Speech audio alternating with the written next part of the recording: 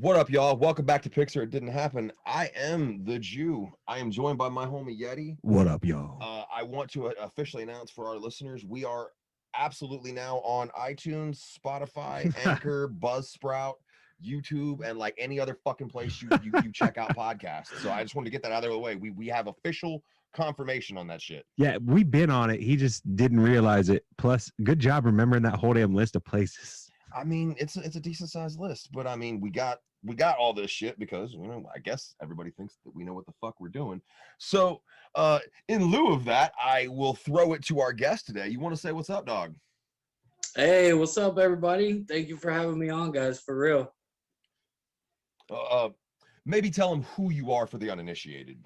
Oh, absolutely. So, my name is Dean, Destiny, Everything and Nothing. I do music, I do comic books, I do film. So I'm kind of a One would say an artist. An all-around artist, but that's the thing though, like something I'm learning the longer I look into this scene and the way it goes. The guys who really know what they're doing, they are more than just one fucking thing. Wearing multiple hats seems to be the best way to take care of running some kind of underground business like this.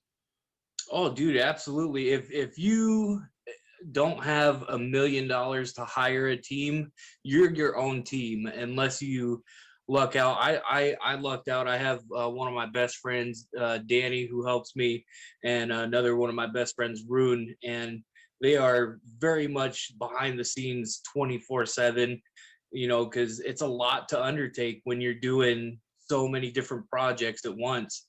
Like I have somewhere around 7 different releases this year between all the mediums.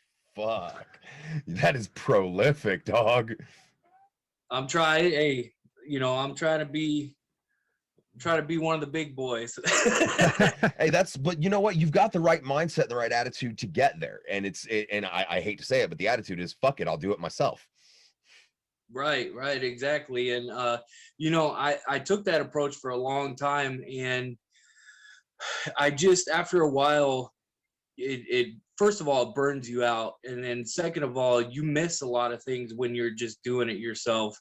So that's why I was like, look, bro, I can't offer much, but I will literally hire you to like proofread my shit before I put it out and stuff, because even though I'm a writer, I suck at spelling because I grew up in Florida and the education system there speaks for itself. It definitely speaks for itself.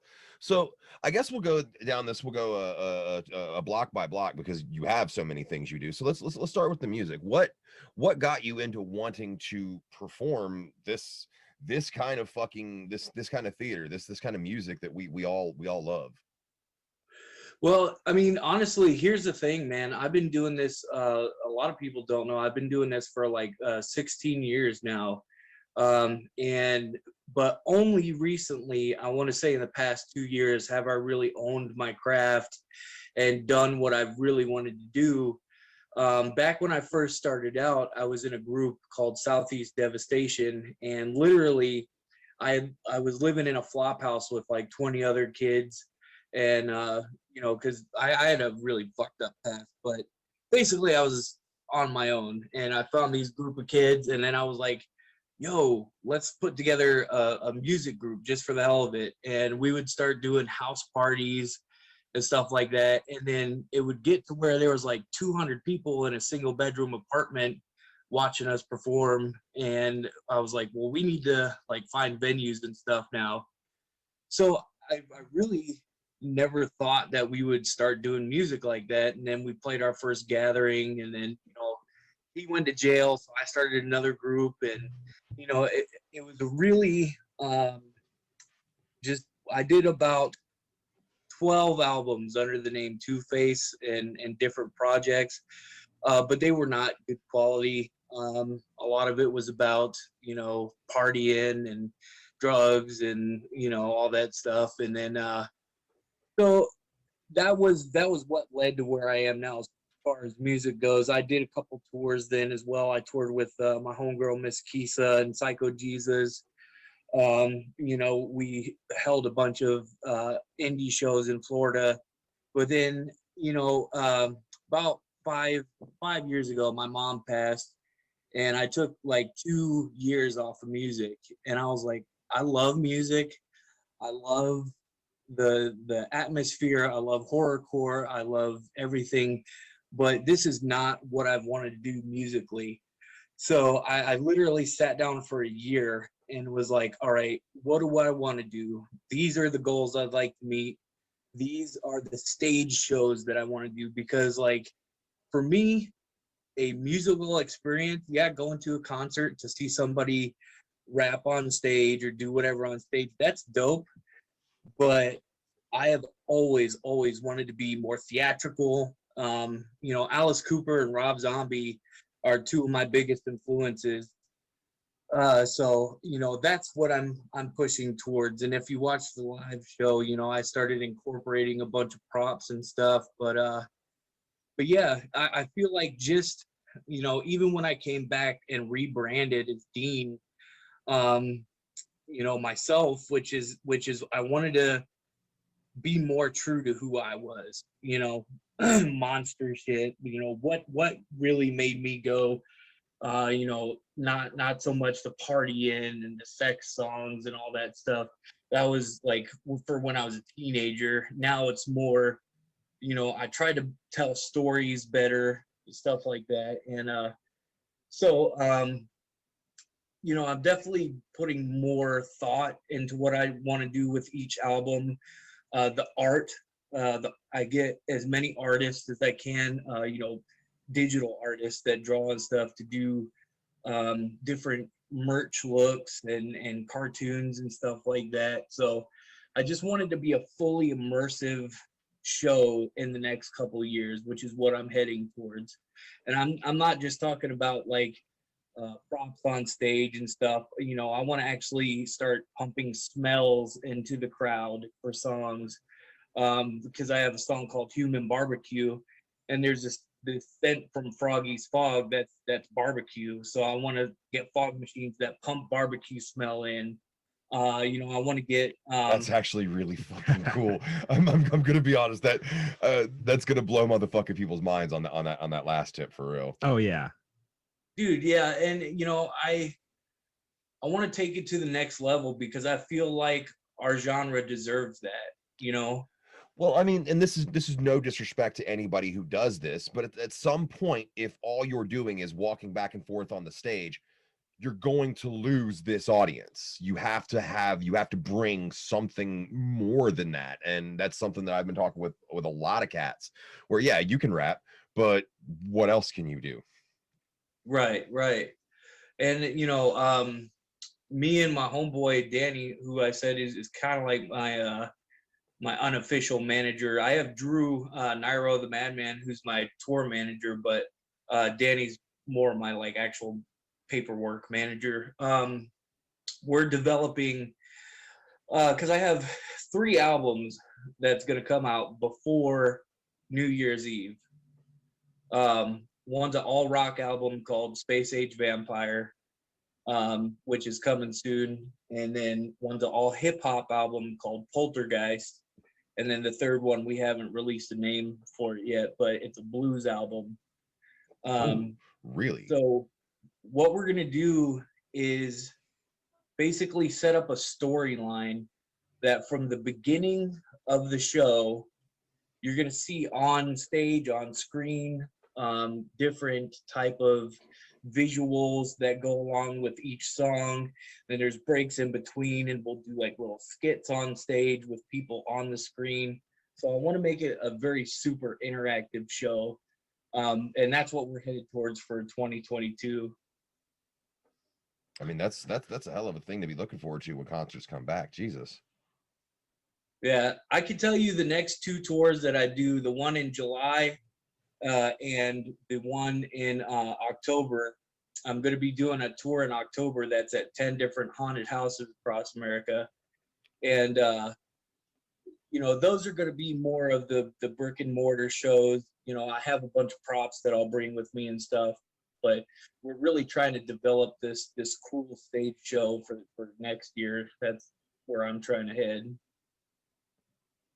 Well, it sounds like an awful lot of work, and I wish you all the best in pulling that together, because it sounds like a really different and definitely something to look forward to, like he was saying with shows, and something that we haven't seen before. So it'll be really cool to see how you pull that off, and if anybody tries to copy it, because if they do, that means you won. That's one. But I also feel like you're gonna have to give people a little bit of a forewarning of this shit, or else either they're not gonna pay attention to it or they're gonna overlook it entirely. You know what I mean?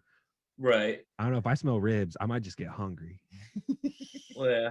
And you know, there's multiple, you know, and if somebody steals this idea from this podcast, by all means, be more creative with it than I can. But like me and Danny have been talking about even doing, because we can buy 3D glasses for literally $5 for a box of 1,000 of them.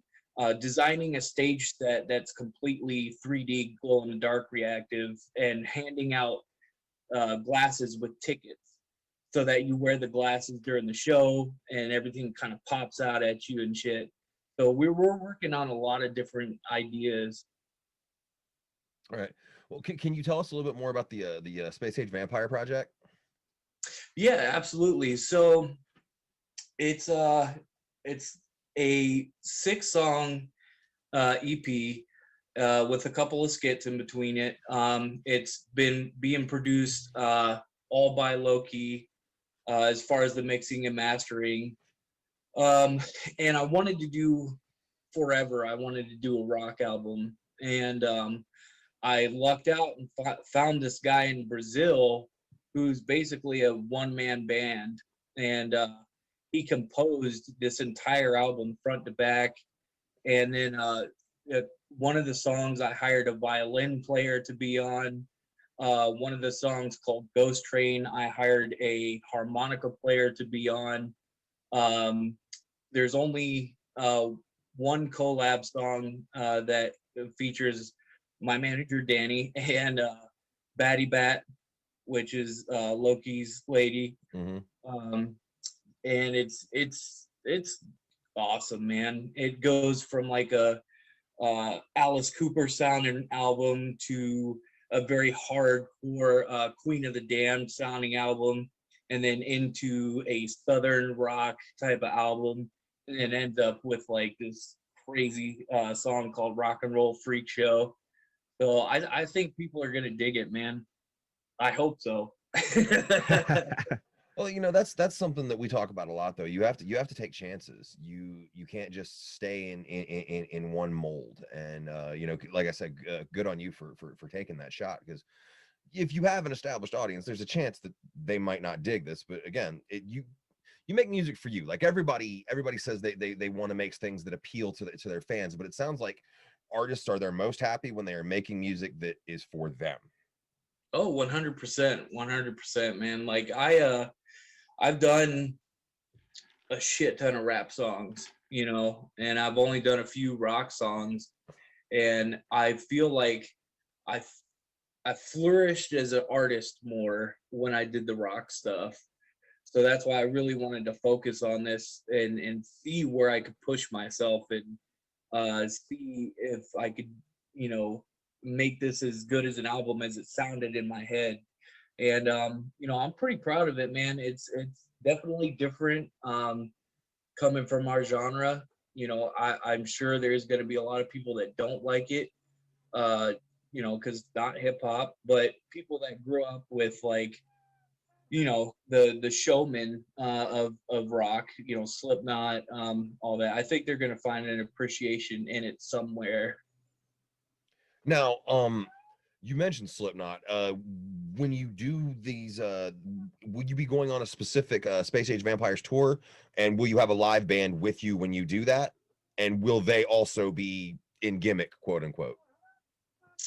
So I would love a band, but with people's schedules, especially at being an adult, man, it's so hard to get a band together that either A, has time to practice, or B, has time to go on the road.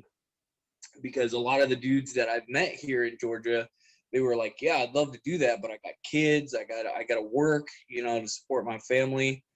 And I'm like, I get that. So it's definitely going to be just well, it won't be just me, but I'll have a hype man, possibly my wife as my hype man, which she's always super supportive and involved in shit. I love working with her. She's a shit, but yeah, we'll definitely have people on stage, and as the show grows, we might have musicians come on and stuff, but other than that, it's a crapshoot, man.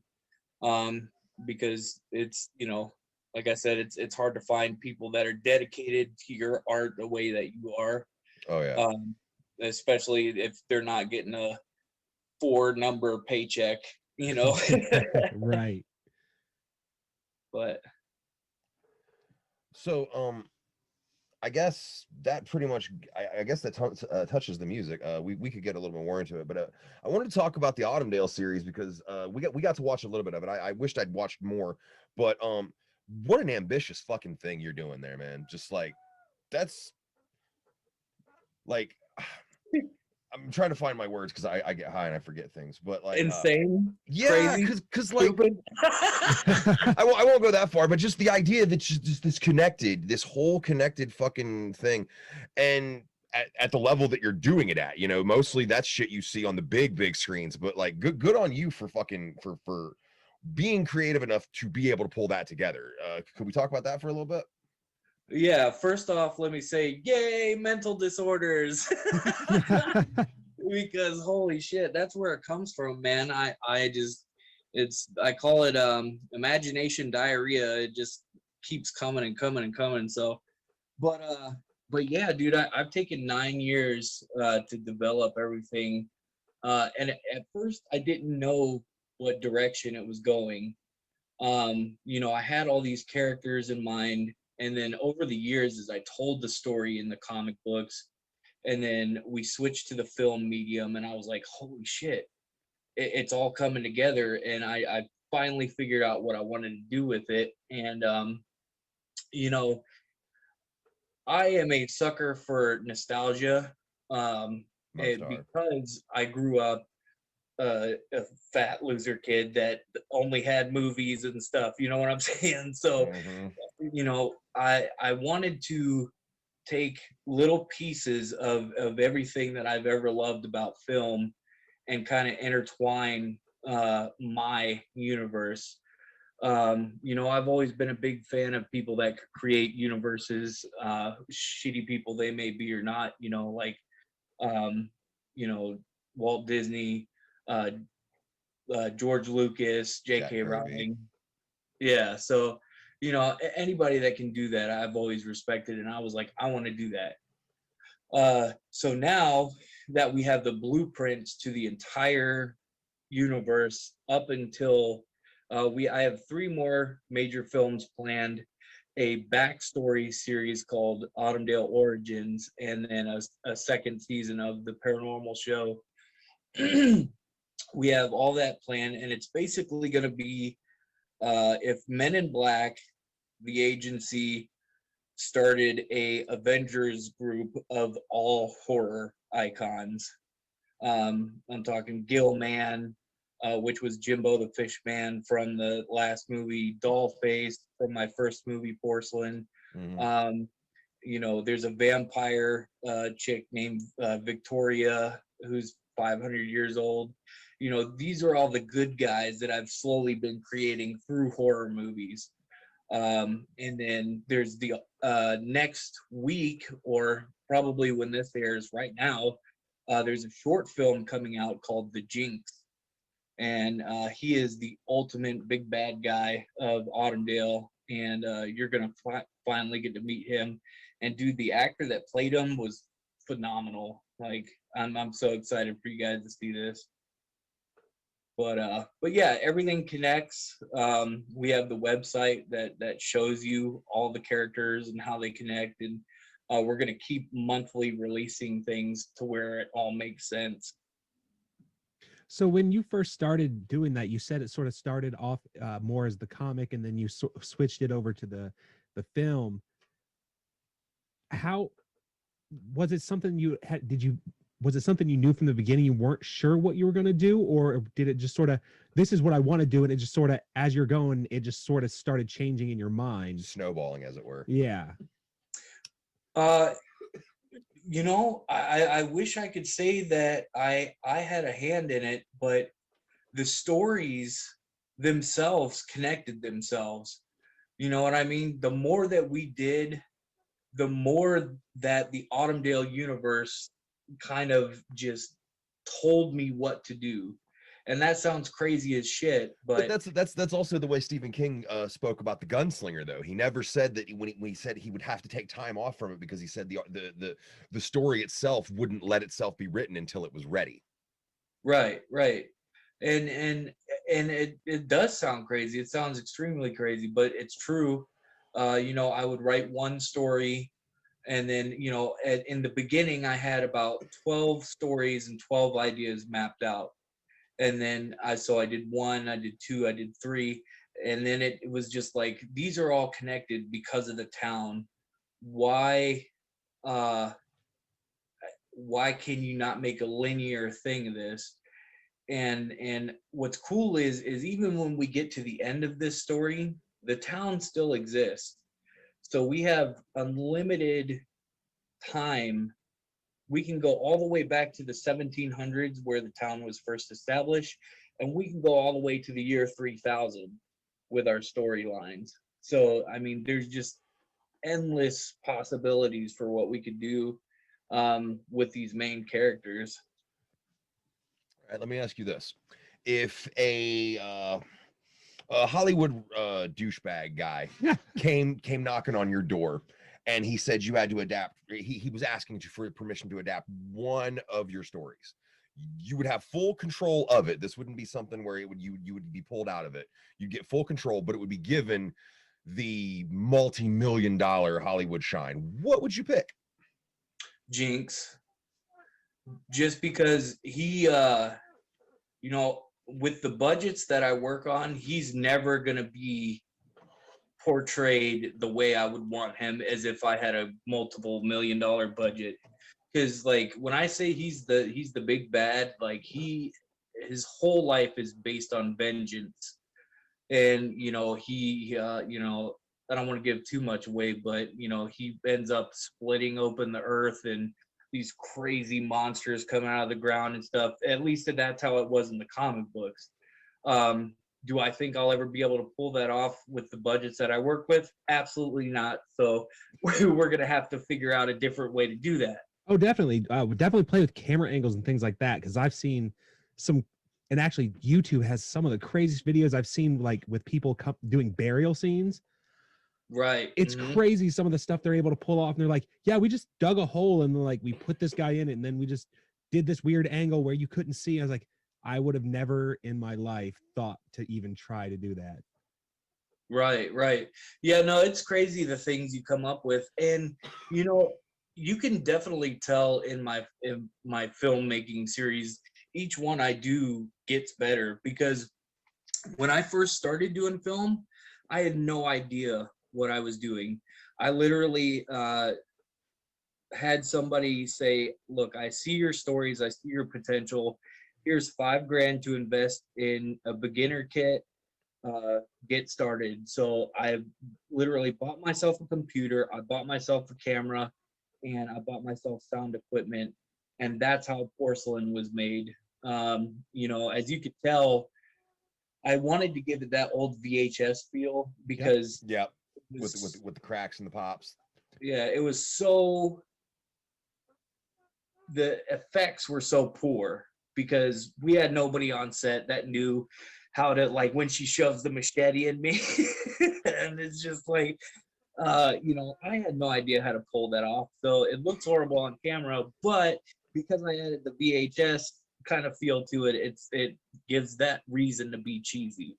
But that also shows that you have the ability to take the shortcomings or limitations that you have and make them into a strength. Right. And so with each one, like I keep trying to figure out better ways to use what we have. And we shot that whole first movie with $500. We shot the whole second movie with $800. So that's why I'm campaigning for this one, because the one I'm currently working on is literally the first script I ever wrote, but I've been sitting on it and rewriting it, and I had a buddy of mine help me rewrite it, and then I rewrote it again, and I made sure to, this is the movie that I want to be seen at film festivals for the first time. This is going to be the piece that I want people to see and be like, damn, that's really cool. All practical effects. I'm working with 4 different monster companies that are making the full body monster suits, puppets, all kinds of things that I grew up in the 80s watching. And now I would like to do the same thing. There's a certain look you can only achieve with, as you said, practical effects. Like CGI is great, but we as humans, if we look at something that looks too fucking real, it looks fake. Right.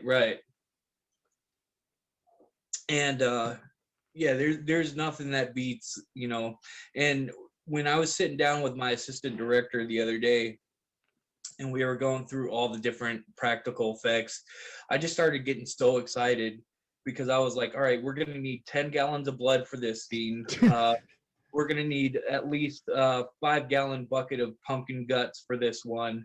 And we're like, well, what are we going to launch it with? I was like, let's make a handheld potato launcher type thing.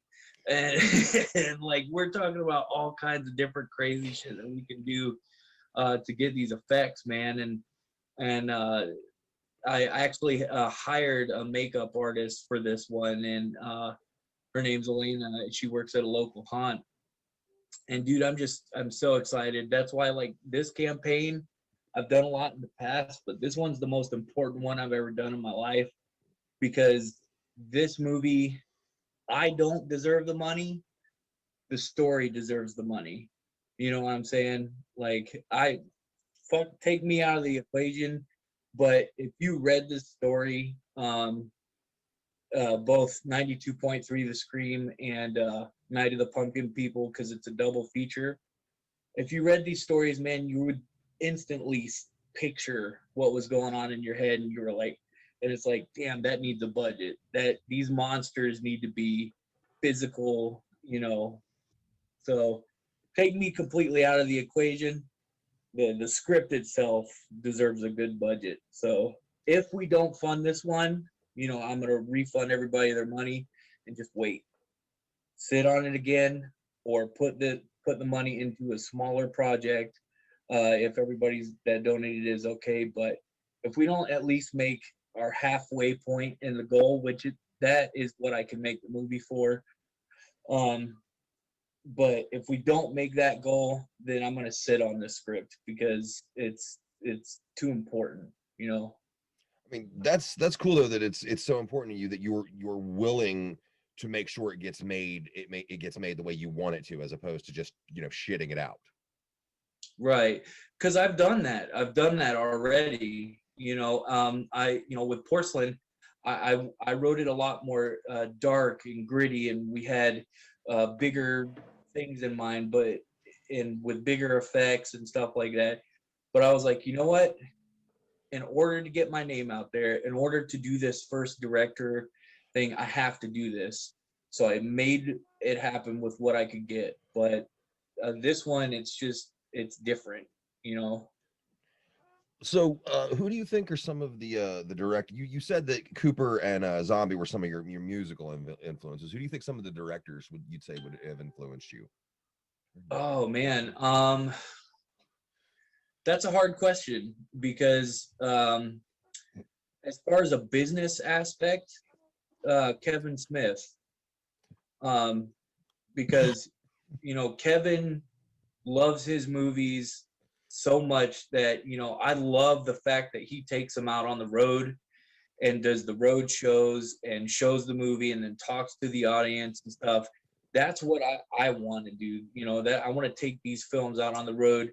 My ideal situation would be to go on the road, do a music show one night, in the same city the next night show a movie. You know, that's actually a pretty good idea. See, this fucker wants us to eventually do live podcasts, and I'm like, I don't think I could be in front of an audience doing this, but that's pretty cool that you would want to go out there and actually speak to the people before and after they watch the movie. You probably would not always get the best of feedback, but I mean, that's something we all in this game, this art we all want to be involved in, have to learn that who gives a fuck about negative feedback. I love negative feedback.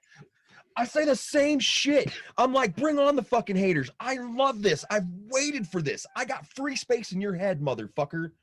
Well, not only that, it's like, how are you going to get better at anything if everybody kisses your ass? You know? That fucking too. That's my thing. You need to be able to take the negativity. The problem I do have is some of y'all are fucking assholes. You can say something's not good, but maybe like, how would you do it better? Or give me some guidance. Or maybe leave it with, this is not good, not this is not good, kill yourself. Yeah, you could just leave the kill yourself part out. Yeah. You could leave that part out. Just think that part. Don't say it. But yeah, and then as far as a horror aspect, I have become very, very, very obsessed with Alfred Hitchcock recently. Nice. One of the all-time classics. Yeah, man, I'm going back and I'm watching all his films, and because he didn't really do horror at first, he did suspense and thrillers. Well, hold on right there. That is something people always get mixed up. They think that horror, suspense, thrillers, they think it's all the same thing, and it's not.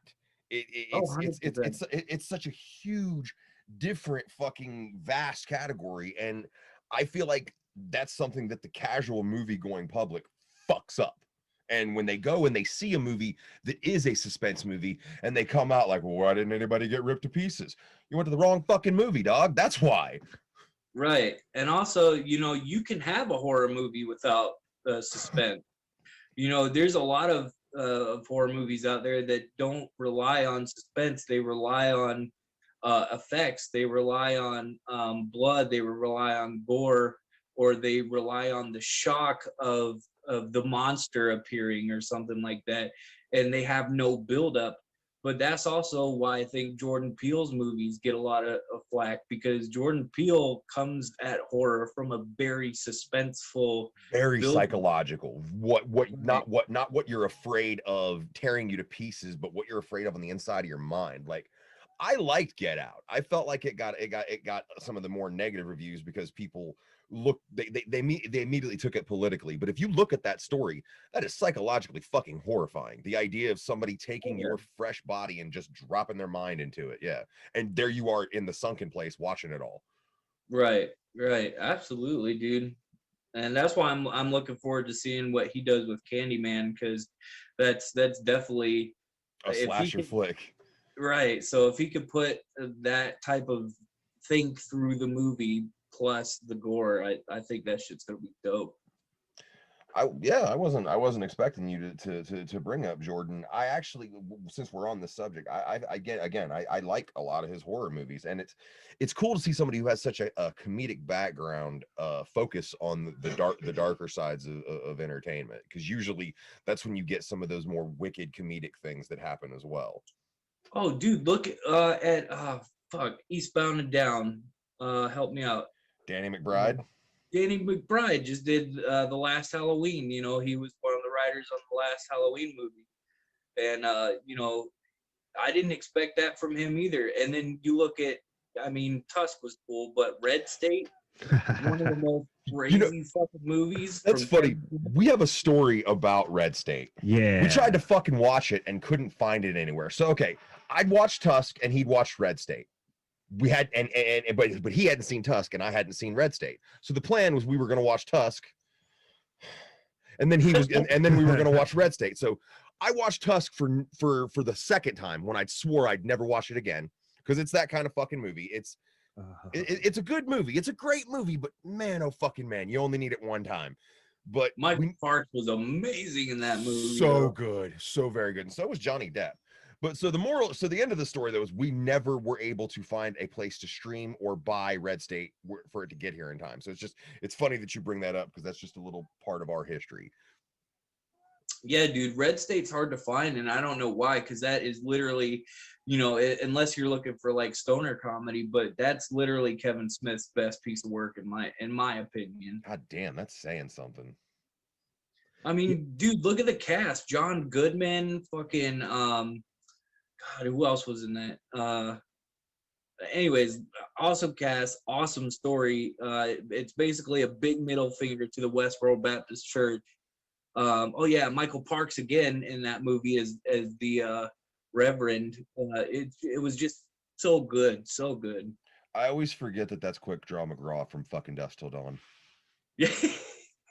I never can put those two people together when I think about it. But so what are some things you could tell aspiring directors to because like it's one thing to say, hey, I want to make music. That's I don't want to say I'm downplaying it, but there's a whole other level to what you're doing right now. Like it's a whole other fucking animal. So what are some things you could tell them if this is what they really want to pursue? If it's really what you want to do it. It doesn't fucking matter if it's a big production. It doesn't matter if it's a couple of your friends and $10 worth of pizza. It doesn't matter if it's fake blood. It doesn't matter if it's crazy dumb vampire teeth. Make your first movie and learn from it, because that is the only way. You could go to school for a bajillion years and learn everything you can book wise, but until you try to start wrangling actors and scheduling and getting on set and noticing, holy shit, we forgot AA batteries, or oh man, somebody called out today from filming, we just lost $100 shoot day, or until you start making those mistakes and learning from those mistakes for next time, or even when it comes down to cameras, you want to play with this lens this time, or you want to play with this lighting this time. All your projects are not going to be good. Mine have great stories, horrible fucking lighting and shit in some of them and stuff, but each time you do it, you learn from the last time and you play with something new. And that's what art is. That's what film is. Nobody's gonna jump off and be the next James Cameron or fucking you know John Carpenter their first time, unless you have a bajillion-dollar budget and people working for you. Until you get into there and you're doing it yourself and you're fucking up, that's how you learn film. Oh yeah, don't be afraid to fall on your ass. That's something that I feel like people they don't try because the fear of failure keeps them from even making the attempt. Right. And then you can't be afraid to fail, man. You can't be afraid of people saying you suck. Because, just like we were talking about earlier, like, I love those people because I'm like, all right, and this is a serious question. I'm not being a dick, but what would you change? What would you say that I need to work on for next time? And that's where you get your most valuable information. Absolutely, you do. We had some of that. I mean, we've had it a couple times. It's just like we've had the ones that just rant and yell and you suck, you should quit. And we've had a couple that, hey, maybe next time try doing this thing. And I'm like, okay, that's actually not a bad idea. I didn't actually think about that when recording. So there's definitely positives to come out of the negatives. You're a lot nicer to him than I fucking am. Yeah, I'm trying to learn. You're trying to be angry. I'm like the Hulk, dog. This is not trying. Damn it. You set that shit up, dog. I had to. I had no choice. So, where do you see this if things go the absolute perfect way for you? Where do you see this in, let's just say, 5 years? Here's my dream. My dream is to do 2 tours a year, and do exactly what I just said. I would love to go to a city for a weekend or 2 days in a row, do a music show one night and a film show the next night, go to the next city, film show, music show. And then on my off time, film the next thing, record the next thing, and then come back and do that show and always up my show. So in 5 years, that's what I'm hoping to do. Um, you know, but worst comes to worst. The reason I'm doing all of this is, and this is a big dream, but it is so that I own my own IPs to open a haunted attraction based on Autumndale. And that's my ultimate dream.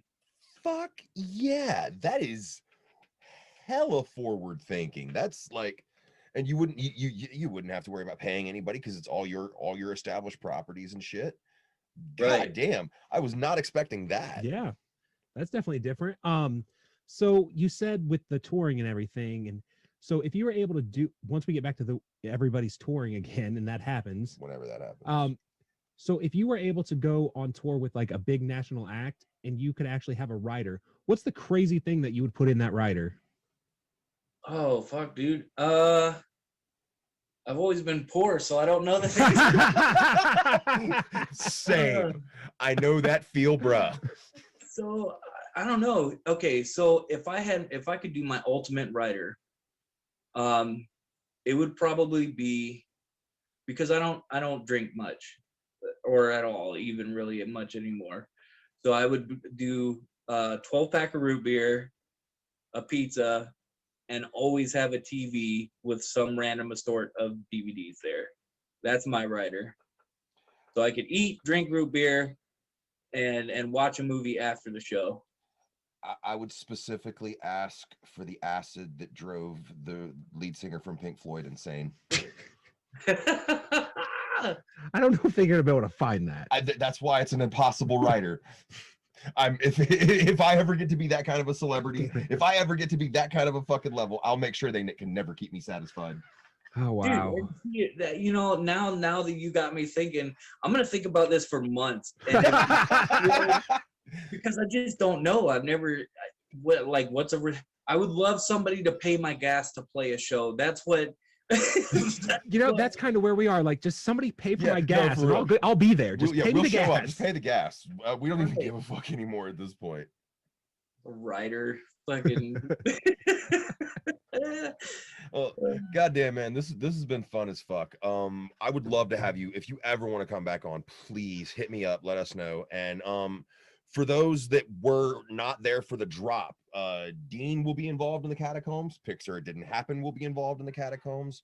I'm only bringing this up at the end because I'm really behind this project. This is what I've been calling it, this is how we fix the fucking underground. And going forward, I can't fucking wait to see what we all do.